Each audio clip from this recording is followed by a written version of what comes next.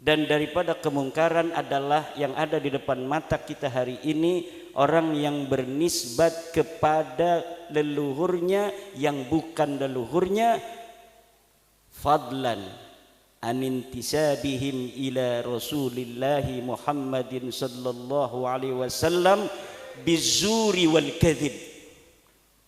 Apalagi orang-orang yang hari ini kita lihat berintisab kepada Rasulullah dengan dusta dan penipuan. Dengan penipuan dan dusta, dan kedustaannya ini terverifikasi di dalam kitab-kitab sejarah.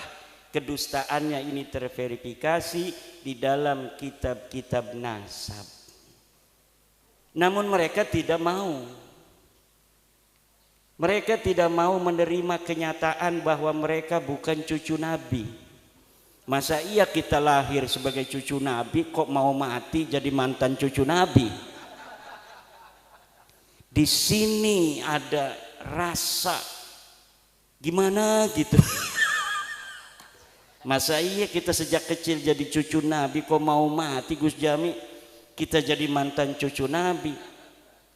Ada seorang Habib dalam status Facebooknya yang di screenshot oleh teman dikirimkan kepada saya. Orangnya sekarang baru meninggal sebulan yang lalu. Dia ahli nasab daripada Rabita Alawiyah. Dia mengatakan bagaimanapun caranya kita akan lawan dan pertahankan nasab kita. Setelah nulis begitu dia mati. Siapa? Saya nggak ngomong nama ya. Langsung mati. Jangan macam-macam dengan Wali Songo. Jangan macam-macam. Kenapa? Karena apabila sesuatu kasyful astar telah terjadi, maka tidak ada satu kekuatan pun yang mampu untuk mencegahnya. Kalau orang berani untuk berdiri tegak ketika ada bulldozer, maka dia akan terlindas oleh bulldozer. Siapapun dia. Kalau Allah sudah berkehendak. Dan ini nampaknya Allah betul-betul sudah berkehendak. Apapun fitnahnya, apapun framingnya, setinggi apa dia pangkatnya hari ini, yang mau membela nasab yang telah menyakiti Rasulullah Muhammad sallallahu alaihi wasallam itu beratus-ratus tahun, dia akan ikut terbantai oleh kedahsyatan kehendak Allah Subhanahu wa taala. Ini yang saya rasakan, yang saya pandangi, yang saya sendiri itu tidak menyangka akan seperti ini. Dan setiap langkah itu diberikan kemudahan oleh Allah, karena bukan Imaduddin yang mau, bukan Gus Jami yang mau, bukan Gus Abbas yang mau, bukan Gus Sukheri wong bodoh yang mau. Wong pinter pun tidak bisa, apalagi cuma wong bodoh. Tapi ini nampaknya memang betul-betul kehendak Allah Subhanahu wa ta'ala. Tidak ada jalan lain, terima saja ente bukan cucu Nabi.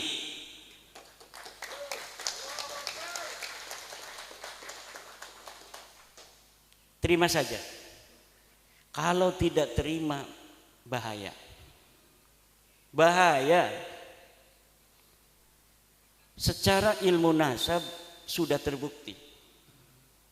Mereka menisbatkan diri kepada Ahmad bin Isa yang ada di abad ketiga, keempat. Menurut versinya mereka keempat. Menurut versi saya sebenarnya beliau hidup di abad ketiga. Tetapi menurut Ba'alwi dia wafat 345 Hijriah. Menurut yang saya baca tahun 243 beliau sudah berumur 20 tahun ada di Madinah Al-Munawwarah. Berarti ketika wafat 345 ini orang yang bernama Sayyid Ahmad bin Isa sudah berumur 131 tahun. Dan itu walaupun mumkinat indallah tetapi nadirul wujud.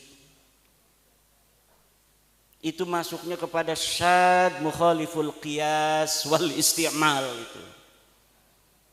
Orang berumur 130 tahun kemudian dia berhijrah 317 Hijriyah pada umur 100 tahunan. Ngapain dia berhijrah dari Basra umur 100 tahun? Bentar lagi mau mati. Orang-orang yang suka merantau juga kalau udah kerasa tua umur 60 tahun banyak yang pulang tuh kalau orang Banten. Orang Banten itu orang yang rantaunya rantau palsu. Dia ke Jakarta tuh sampai tua, kalau mau mati kerasa pulang dia. Nggak kuat, nggak kayak orang Padang, nggak kayak orang Wonogiri. Orang Wonogiri ada di kampung saya itu, sampai meninggal beliau di situ. Kuat, tapi orang Banten itu memang begitu. Dia ke Palembang tuh, banyaknya ke Palembang ke Jakarta. Tapi kalau udah umur 60-70 tahun dia pulang, nyari-nyari makam yang masih kosong. Pengen dimakamin di kampung. Nah ini ada orang umur 100 tahun katanya hijrah pada 317 Hijriah. Namanya Ahmad bin Isa. Pak, itu bukan Ahmad bin Isa yang punya ayah Muhammad An-Nakib, Pak. Itu bukan kakek kamu mah ini namanya Ubaid bin Isa bin Alwi bin Muhammad bin Himham bin Aon. Itu kakek kamu. Bukan Ahmad bin Isa yang cucunya Nabi Muhammad sallallahu alaihi wasallam. Ini kitabnya ada Tuhfatuz Zaman. Ini ada kitabnya Al-Ansab Al-Ahdaliyah. Karena mereka dengan Bani Ahdal itu sepupu, kakeknya satu. Masa kita sepupu satu kakek dari garis ayah, dari kakeknya ini ke barat, ini ke timur? Enggak mungkin. Lalu kalau masih mengelak dari sisi ilmu nasab, dari ilmu sejarah, tes DNA sekarang memverifikasi bahwa memang mereka bukan keturunan Arab, mereka orang Ajam. Baklawi ini orang Ajam. Wajahnya mirip kayak orang Arab, setitik doang mirip, gedeleng nih bener-bener baca selawat malah Arab, gedeleng deke kayak orang Arab. Bukan, mereka bukan orang Arab dan mereka bukan keturunan dari baginda kita Nabi besar Muhammad sallallahu alaihi wasallam. Dalam darahku mengalir darah Rasulullah. Nanti getihmu diperiksa. Batur-bature dulur-dulure wis diperiksa 180 wong ning Yaman wis diperiksa. Ya kabeh haplogrupe G. Mayoritas G, ana sing E, ana sing R si Jiroro iku berarti wong sing dibaklawi kaken. Dudu baklawi karena wong gedean bengene iku dibaklawi keno. Padahal dudu baklawi, kayak Wali Songo dibaklawi no. Jadi dari dulunya memang ada upaya-upaya perebutan tokoh-tokoh yang dia bukan keluarga Baklawi, kemudian dibaklawikan. Buktinya mana? Hasil tes DNA 180 itu 99% G, tapi ada beberapa orang yang beda. Nggak mungkin orang yang satu kakek katanya dari sama-sama kakeknya Ubed, garis lurus laki-laki, tiba-tiba anak cucunya bedo-bedo. Ora bakal. Saya tanya kepada Dr. Sugeng Sugiarto dari Badan Riset dan Inovasi Nasional, bagaimana ini kemungkinan mereka cucu Nabi? Kata Dr. Sugeng, mustahil. Mustahil ning akidah iku apa artine? Mual bakal. Ora ta'alluq lil mumkinat ora. Mustahil mah sesuatu yang tidak mungkin terjadi. Seperti Allah itu ada dua, itu hukumnya mustahil.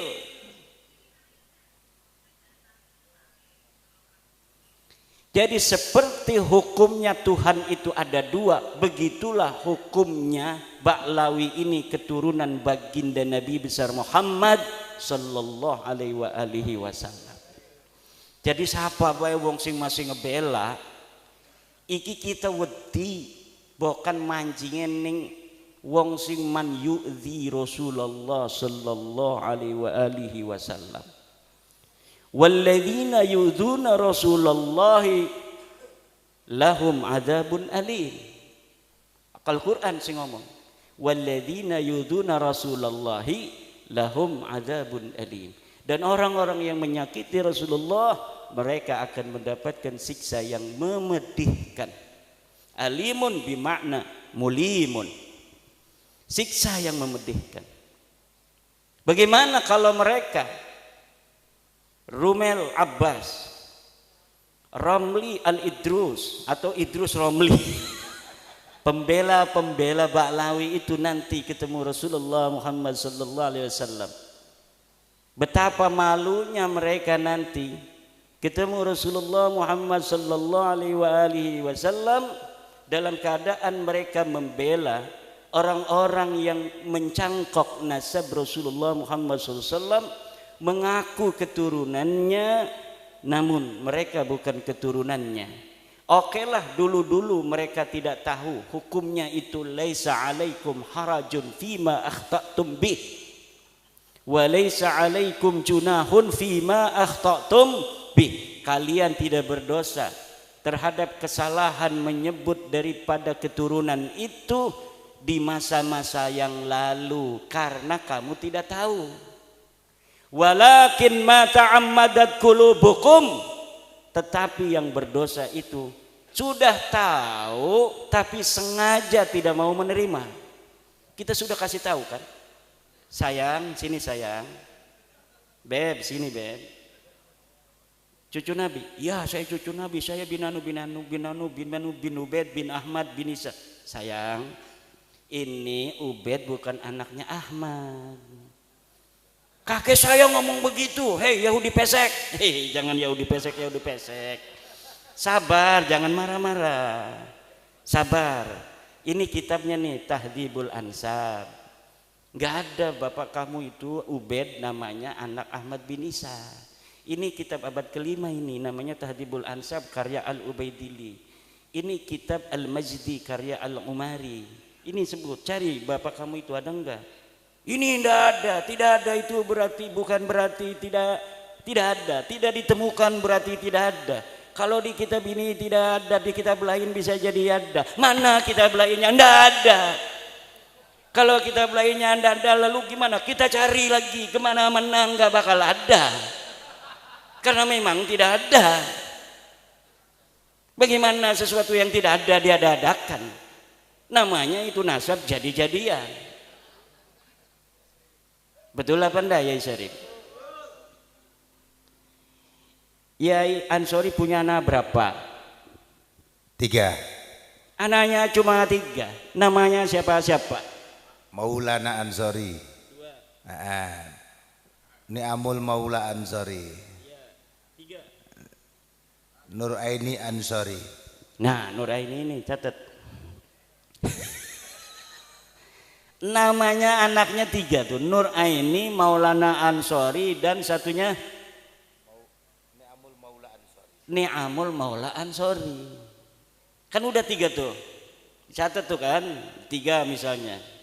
Lalu 100 tahun lagi, karena ini orang besar, cucu daripada Joko Tingkir, lalu ada yang ngomong anaknya 4 tambah Samlawi. Sedang beliau ini bikin apa namanya catatan pribadi. Ada kitab Tangkihul Qaul dicatat anak saya 3. Ini kan bukti sejaman. Ada lagi buku harian catat anak saya 3. Anak pertama lahir tahun sekian, anak kedua tahun sekian, anak ketiga tahun sekian. Ya anaknya cuma itu aja. Maulana Ansori, Nuraini sama satunya itu. Nggak ada Samlawi. Kata yang ngaku-ngaku keturunan dari Ki Ansori itu ada, tapi tidak dicatat. Dalilnya dalam kaidah ada adamul wujdan la yadullu ala adamil wujud. Apa katanya? Adamul wujdan la yadullu ala adamil wujud. Tidak ditemukan bukan berarti tidak ada. Betul, ada kaidah itu. Tidak ditemukan bukan berarti tidak ada. Ada orang bawa motor ke rumah, bawa kunci, cerek, kuncinya diambil, dicantolin di paku. Dia lupa paku yang mana, apa di kamar ini. Oh, nyari-nyari dia. Istrinya mau cepet anterin saya ke pasar, nggak ada kuncinya. Kata istrinya, adamul wujdan la yadullu ala adamil wujud. Betul itu, karena ada apa? Lahu qarinah.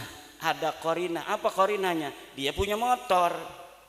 Dan kalau dia itu naruh motor depan rumah, biasanya kuncinya dibawa ke dalam dan biasanya dicantolin. Dicari-cari nggak ketemu bukan berarti tidak ada. Ada kuncinya dalam rumah tapi belum ditemukan. Tetapi dia harus punya lahu dalilun wa hujjatun wa qarinatun. Qarinahnya apa? Adanya motor di depan rumah, motor dia. Masa iya dia punya motor nggak punya kunci? Betul apa tidak? Kemudian dia biasanya bawa kunci itu ke dalam rumah.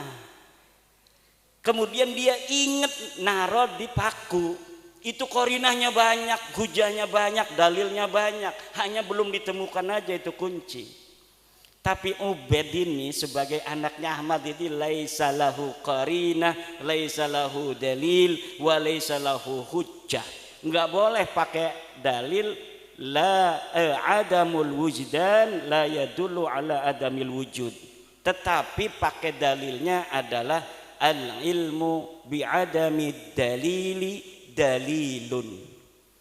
Mengetahui tidak adanya dalil adalah dalil bahwa memang orang itu tidak ada, atau memang minimal orang itu bukan anak Ahmad bin. Yang kedua pakai dalilnya adalah la ibrata bidzannil bayyini khata'uh.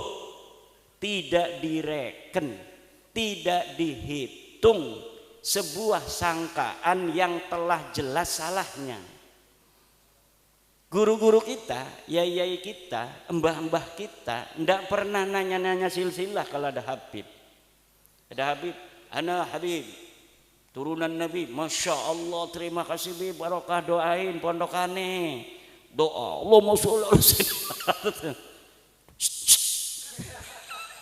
Siapin, gak punya duit juga. Alhamdulillah. Kenapa? Husnudzon, namanya husnudzon, namanya dzon. Namanya kita terima saja, mudah-mudahan ada barokah. Kata ketum juga barokah kalau kita husnudzon. Betul, orang husnudzon itu barokah. Tetapi apabila sebuah dzon itu qad tabayyana khata'uhu fala sabila lahu bid-dalil, maka tidak boleh lagi dijadikan dalil. Kalau sudah ada dalilnya nggak bisa. Yai Syakir misalnya orang Bekasi, tiba-tiba ada tetangganya yang meninggal ibunya, bayinya lahir di rumah sakit, dibawa ke Tuban untuk menjaga kehormatan kemuliaan anak ini. Kasihan nggak punya ibu, nggak punya ayah. Dikatakan anak siapa ini Yai Syakir? Anak saya. Husnudon semua, bisa jadi anaknya Yai Syakir benar. Maka ditanya sama orang-orang desa, itu anak siapa? Anak Yai Syakir dari Bekasi, namanya Zon. Tapi setelah 20 tahun mau dinikahkan, Yai Syakir ini juga ngegeruyeng aja dalam pikirannya, ini saya mau nikahkan atas nama saya atau bagaimana? Kalau atas nama saya nggak sah karena saya bukan walinya. Kalau misal saya sebutkan, maka nanti dia takut sedih. Tiba-tiba lah bismillah aja, mudah-mudahan Allah mengampuni saya, katanya. Mau dinikahkan aja sama Yai Syakir. Tiba-tiba datang Yai Ansori, namanya Yai Ansori, rambut gondrong. Nanti dulu. Nanti dulu, jangan dinikahkan. Ini saya telah dapat informasi dari Bekasi bahwa ini bukan anaknya Kak Haji. Ini anaknya tetangga Kak Haji, ibunya meninggal, Kak Haji kasihan, kemudian Kak Haji asuh dia sebagai anak sendiri. Nggak bisa nikah. Mana katanya dalilnya? Ini tuh rumah sakitnya. Ini bukti dari rumah sakit bahwa ini bayi anaknya Samlawi. Samlawi lagi, ibunya Samsiah, bukan anak Kak Haji. Dia. Dulu-dulu kalau orang sampai ditanya di pengadilan pun, di pengadilan Tuban, ini si anak ditanya, hei apa namanya Gus Jami, anak siapa itu?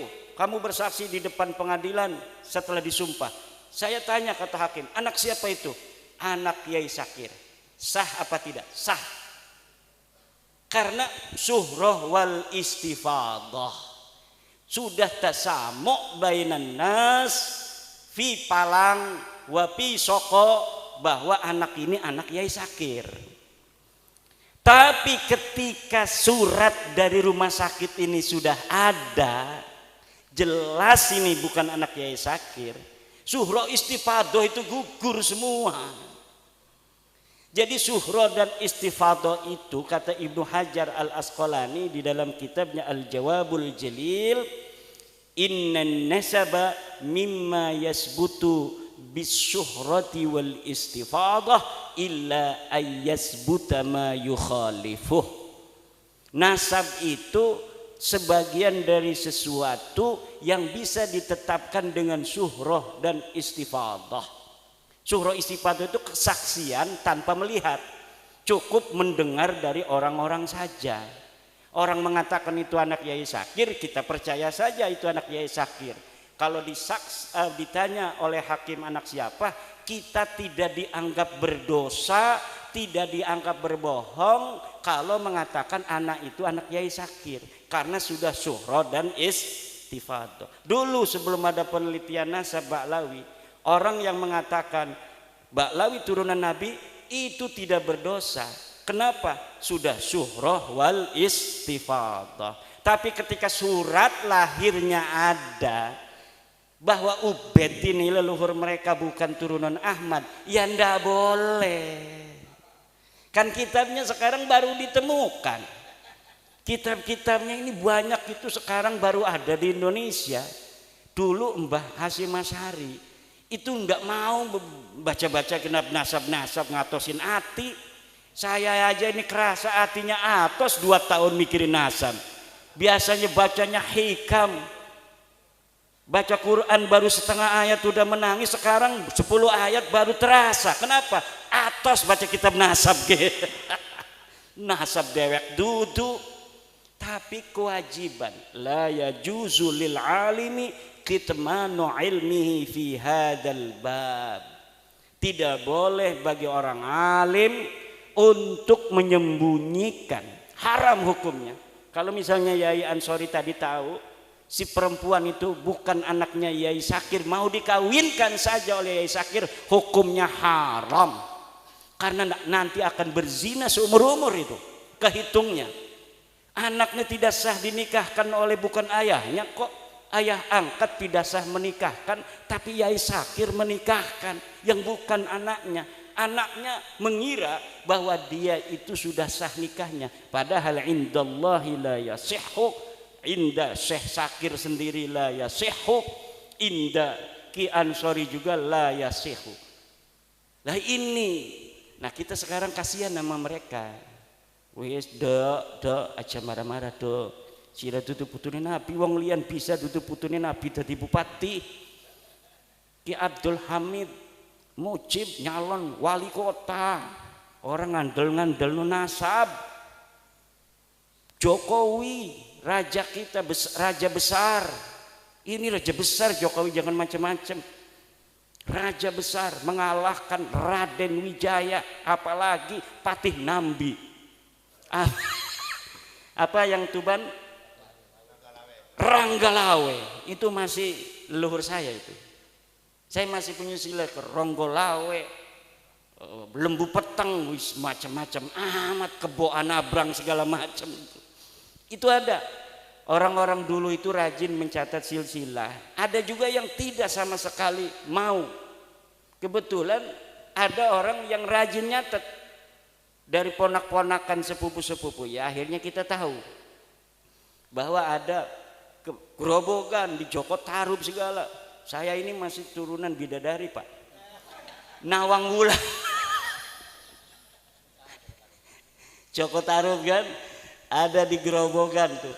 Lah itu tidaklah ada artinya sebuah dzon apabila sudah ada bukti. Tidak bisa. Ada lagi yang bilang jangan fitnah Ubaidillah, Imam Al-Ubaidillah. Imam apa, orang nggak ada namanya di dalam sejarah. Mujtahid mutlak. Mujtahid mutlak itu kan sebangsanya Imam Syafi'i. Yang semasa dengan Ubaidillah itu banyak ulama-ulama disebutkan di dalam kitab. Kitab-kitab di Yaman tuh banyak yang dikarang dari abad ke-4, ke-5, ke-6, ke-7, ke-8, ke-9. Katanya di Hadramaut tidak ada kitab yang dikarang karena lagi perang. Nggak sempet yang namanya itu nulis-nulis nasab. Ada Mbak Yai, ada. Ini kitabnya nih. Ini kitab Yaman, namanya kitab Tabaqat Fuqaha il Yaman, abad ke-5, karangan Ibnu Samrah.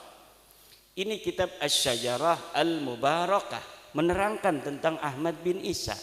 Anaknya 3, tuh Muhammad, Ali, Husain, tidak ada namanya Ubaid. Wa yu'abbiru bil jumlatil ismiyati hada 'indan nasabin yadullu 'alal hasri. Iftah kitab Syekh Mahdi Rajai Al-Muqibun. Qala fi Al-Muqibun idza 'abbara an-nasabuna bil jumlatil ismiyati hada yadullu 'alal hasri. Kalau seorang ahli nasab di dalam kitabnya menggunakan jumlatun ismiyah fa'aqibuhu min salasati banin, itu kan jumlatun ismiyatun, itu ada hada yadullu alal asri bimana anna auladahu munhasiratun fi salasati baninin la ghairu, tidak ada yang lain. Tidak bisa dalam nahu jumlah ismiyah itu tidak bermakna hasr, ya itu dalam nahu. Tetapi likulli fannin mustalahatun, likulli fannin mustalahatun. Setiap fan ada mustalahnya, setiap fan ada istilahnya. Katanya tidak konsisten ini di dalam kitab Asy-Syajarah Mubarakah. Di dalam kitab sebelumnya anaknya 4, tapi dalam Syajarah Mubarakah ini menggunakan apa namanya 3. Kitab abad keberapa itu yang anaknya 4? Itu menggunakan jumlah ismiyah, anaknya 4, katanya kitab abad ke-5. Tapi kenapa di kitab abad ke-6 anaknya 3? Saya bisa jawab itu. Pada saat itu anaknya 4, tetapi ahli nasab itu punya kaidah yang ditulis itu hanya yang berketurunan. Di abad ke-6 itu yang tersisa dari keturunan orang-orang itu ada 3. Yang tidak berketurunan itu tidak ditulis. Kenapa? Karena adanya kitab nasab ini untuk menjalin silaturahmi orang yang masih hidup. Orang yang sudah ingkirat tidak punya keturunan, yang buat apa ditulis-tulis lagi. Maka kitab nasab kadang-kadang yang lebih tua itu anaknya lebih sedikit. Kalau kitab yang lebih kesana lagi, lebih muda berarti, yang lebih muda itu anaknya lebih sedikit, yang lebih tua lebih banyak. Kenapa? Di abad yang lebih muda, yang abad 9, abad 10, itu bisa jadi keturunannya sudah ingkirat. Yang sudah ingkirat itu tidak lagi ditulis. Karena di dalam kitab nasab itu pakainya istilahnya itu fa'aqoba, maka dia berketurunan. Jarang sekali hanya menulis anak, tapi yang menulis itu siapa yang berketurunan. Karena tujuan ilmu nasab itu lisilatil arham wattaqullaha wal arham. Jadi munasab itu lisilatil arham. Kayak saya mengetahui jalur-jalur silsilah, ketemu dengan Gus Jami. Alhamdulillah kita nyambung di Nabi Adam.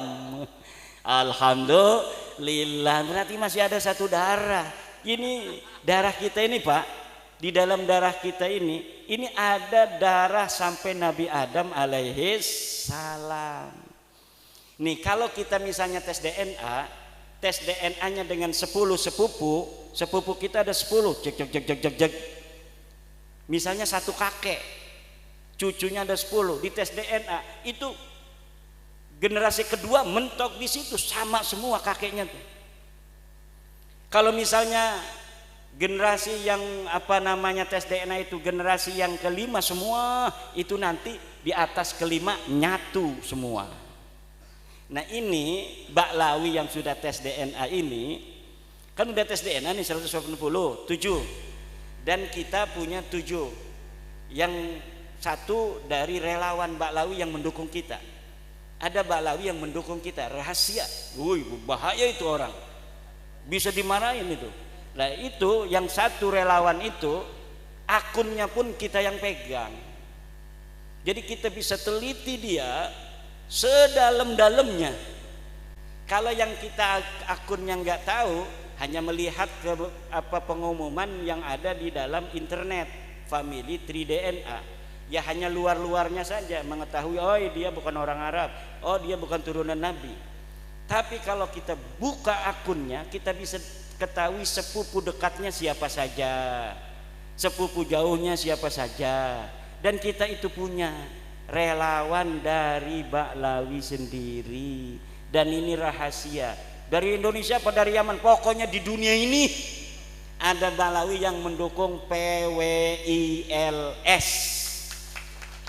dan dia mau jadi relawan, dan kita sudah teliti yakin, hakul yakin bahwa mereka, dia dan keluarganya bukan keturunan baginda Nabi besar Muhammad sallallahu alaihi wasallam. Kita bukan untuk merendahkan orang, kita hanya mau beritahu ente salah. Ini sebenarnya nih ente bukan orang Arab ya, maaf ya. Ente bukan turunan Nabi ya, maaf ya. Tapi ente tetap saudara kita. Ente tetap saudara kita. Hayu kita sama-sama di Indonesia hidup seuyunan bareng-bareng, jangan ledek lagi aneh ya. Begitu aja beres, kita hidup lagi seperti biasa. Tidak ada orang yang merasa lebih tinggi lagi secara nasab nanti seperti dulu-dulu lagi. Wah ente Yahudi pesek, ente ajam. Saya itu pernah loh, makanya terngiang-ngiang itu ada Baklawi yang nyebut guru saya Abu Yamuh tadi, hei orang ajam. Begitu. Jadi Abu Ya pernah marah-marah kepada Baklawi. Baklawi usia ulah asup ke Banten, lamun asup ke Banten sancana ceramah sia baca tahlil heula 10.000 kali begitu. Marah nih Baklawi. Katanya, hei orang ajam. Wah, kata saya ini boleh juga. Coba mukanya sama muka Abu Yamuh tadi, Araban mana itu? Jenggotnya aja kayak Syekh Abdul Qadir Jailani. Abu Yamuh tadi itu satu, itu udah lama 2018 atau 2019an, tapi belum menggerakkan saya untuk meneliti. Ketika ada seorang yang sombong, begitu sombong nyuruh orang adzan di pengadilan, ketika asyhadu anna Muhammad, berhenti, itu Muhammad kakek ente apa kakek aneh? Na'udzubillah, saya lihat videonya. Apa benar sih orang begini cucunya Nabi? Saya sering membaca sejarah-sejarah para turunan Nabi, Ali Zainal Abidin, As-Sajjad itu, yang matanya penuh linangan air mata. Kalau dia ketahuan sebagai cucu Nabi, dia pindah lagi ngontrak rumah supaya tidak ketahuan. Kalau dia dikatakan sebagai cucu Nabi, saya katanya takut kalau saya berbuat dosa, Allah akan menimpakan saya 2 kali lipat dosa daripada orang lain. Kenapa? Karena ada dalil dari Al-Quran, istri-istri Nabi yang berbuat salah dosanya 2 kali lipat. Turunan tidak ada di Al-Qurannya, tapi cucunya Nabi itu mengkiaskan istri-istri Nabi dengan cucu Nabi Muhammad sallallahu alaihi wasallam dalam dosa, bahwa dosanya bisa jadi kita juga 2 kali lipat karena ada nisbah kepada Rasulullah Muhammad sallallahu alaihi wasallam. Itu saja. Ada yang ngatain lagi tesis iblis. Wih, tesis iblis. Orangnya orang Sunda, orang Bandung, pakainya udang-udang, pengen dipanggilnya Abuya. Kan kalau Abuya di Banten Soma Saumad Dahri, dhahara zuhduhu wa dhahara wara'uhu wa qara'a al-kutub al-mu'tabarah min al-fiqhi wa tafsiri wal hadis. Kita fikihnya dari mulai Fathul Mu'in, Fathul Wahab, Tuhfatul Munhaj, Nihayatul Muhtaj, Mughnil Muhtaj, beres semua. Tafsirnya dari mulai tafsir Jalalain, Ibnu Katsir, tafsir Marah Labid, tafsir Tobari yang berapa jilid itu tamat Abuya itu di Banten itu. Kitab Syadul Qadir Al-Jailani, Al-Ghunyah dan sebagainya yang jarang-jarang dibaca oleh kiai lain dibaca oleh Abuya. Lah ini ada Abuya mengkritik tesis bukan ngasih dalil, wis pokoknya maulah dalil-dalilan. Wis pokoknya mah eta Habib eta bid'ah nabawiyah, eta turunan Nabi pokoknya mah pokoknya mah baik. Syekh Hasyim Asy'ari sering sekali tuh bawa-bawa Mbah Hasyim, padahal dia sama sekali waktu hidupnya dari mulai kecil sampai sekarang belum pernah dia ada di struktur NU, belum pernah ngurusi NU, bahkan dia berseberangan dengan NU. Kalau NU ada hajat punya calon nggak pernah ngedukung calon NU. Kok sekarang ketika bab nasab bawa-bawanya Mbah Hasyim aja Mbah Hasyim. Mbah Hasyim katanya mengisbat Ba'lawi, mana kitabnya Mbah Hasyimnya? Kalau misalnya ada muridnya Mbah Hasyim, mana saksinya yang masih hidup mengatakan Mbah Hasyim mengisbat Ba'lawi? Tidak ada. Mbah Hasyim itu kalau ada Habib dihormati, kiai mah siapa aja dihormatin. Kalau datang dikasih kopi, dikasih kue, begitu. Mbah Khalil Bangkalan katanya hormat kepada Habib. Ya hormat mah kiai kita mah semua orang dihormatin. Dihormatin, tapi ada enggak Mbah Khalil mengisbat? Mbah Khalil itu sering nulis kitab loh. Ada enggak kitabnya? Yang mengisbat itu Imaduddin Usman Ba'lawi, itu kitab dulu saya Fikratun Nahdiyah, saya mengisbat Ba'lawi, jelas itu kalimatnya, wa min duriyatin nabi atau min wa min ahli baitin nabi Ba'lawi, itu namanya mengisbat. Astagfirullah, ya kan itu walaisa alaikum junahun fima akhta'tum bihi, tidak berdosa saya. Makanya Hanif Alatas itu pakai dalilnya kitab saya, ngajar saya. Kalau Imaduddin sekarang itu katanya dia kemasukan apa, tapi ada ulama Banten namanya Syekh Imaduddin Usman Al-Bantani, wih lengkap itu dalam kitabnya Al-Fiqratun Nahdiyah, dia mengisbat Ba'lawi. Gimana lagi? Gayanya kan hebat kalau ini. Kalau kita kan kurang gaya, kiai-kiai kita itu ngajar Fathul Mu'in aja.